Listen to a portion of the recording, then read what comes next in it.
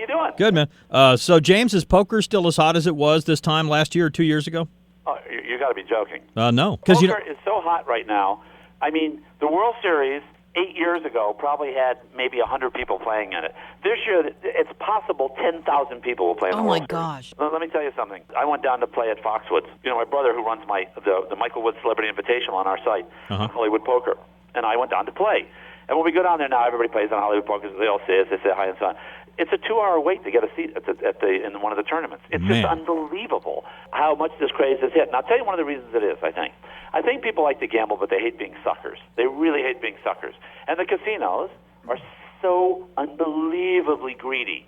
So what they do is they make it impossible for you to win on the slot machines or dice or roulette. They just made it worse and worse and worse and worse and worse so they could get all the money. And you know what happens? People just said we're fed up. But when you play poker, you can actually win if you take the time to learn how to play and develop your skills and hone your skills, and you can have fun. And it's a social game.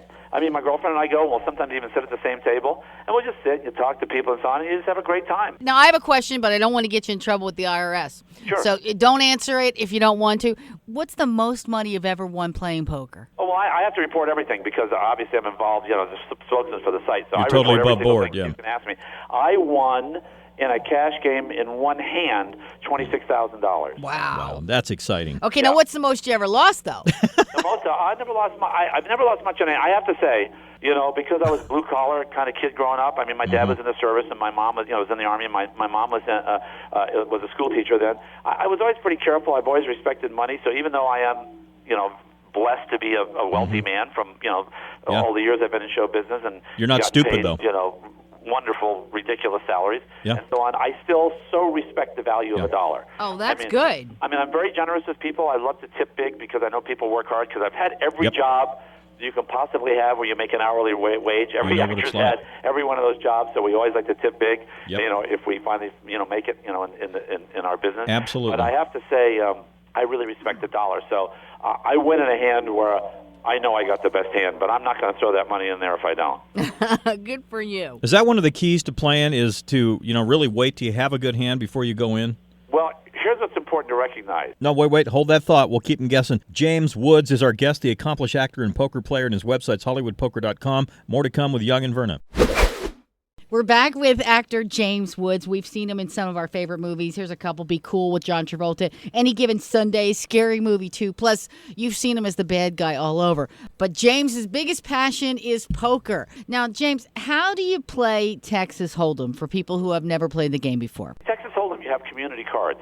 5 of the 7 cards that you're playing, so everybody else has in their hand, too. Don't forget, you're playing the board. So you have to say to yourself, is there a better hand out there? And what you learn to do is to determine and understand what the other person has. And this is why I recommend playing on Hollywood Poker, because you get to play a lot of hands without physical tells, without seeing how the other people, without trash talk. You just get to watch the hands. You say to yourself, this guy could actually have 4 deuces. So if he bets it, that's true. And then you learn to do something which is hard for people to do at first, which is to bet big enough so that the other guy either has to fold his hand or come over the top of you and raise more. That takes some nerve. It's called a probe bet. You have to actually bet enough to make the guy declare what he's got. Yeah. He's not going to call a $600 bet unless he's got a big hand, okay? Right. He's not going to call it. It's pretty hard to bluff that, you know what I'm saying? What did you call that bet again? A probe bet. Probe. Probe bet. You're probing to see what's that. Poker is a game of imperfect information. So you have to say to yourself, how do I get information out of somebody? I'm playing on Hollywood Poker this very minute. This very second, I have a pair of threes, and the board is 4, 6, 8 rainbow, okay? I am now making a $450 bet against the guy who has raised me before because I believe he has ace jack or ace queen and he didn't hit the flop and I have a pair. If he comes over me, I'm going to lose the $450 because I'm going to fold. And he just raised 1,000 and I'm folding. So I just lost. It's tournament money. So it doesn't. I didn't lose actual $450. But if it had been a cash game, I would have lost $450.